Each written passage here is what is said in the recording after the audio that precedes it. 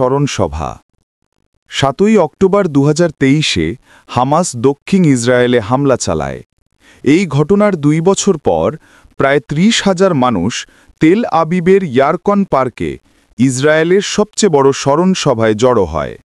এই সমাবেশে যোগদানকারীরা 48 জন ইসরায়েলি পণবন্দির মুক্তি এবং গাজায় যুদ্ধবিরতির দাবি জানায়।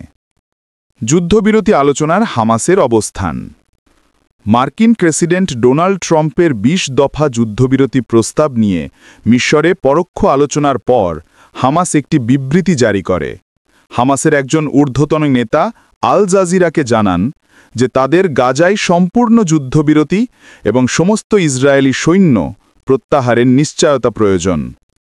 মার্কিন প্রেসিডেন্ট ডোনাল্ড ট্রাম্প প্রস্তাবিত গাজা যুদ্ধবিরতি চুক্তি নিয়ে আশাবাদ ব্যক্ত করেন।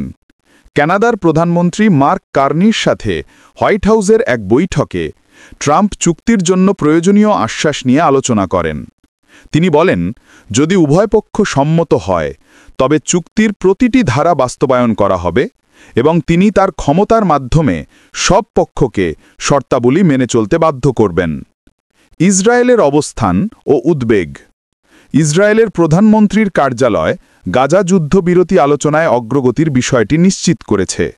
তবে নেতানিয়াহু প্রশাসন উদ্বেগ প্রকাশ করে যে হামাস বৈঠকে বাধা সৃষ্টি করতে পারে এবং তারা সমস্ত প্রয়োজনীয় সতর্কতা অবলম্বন করবে বলে জানায়।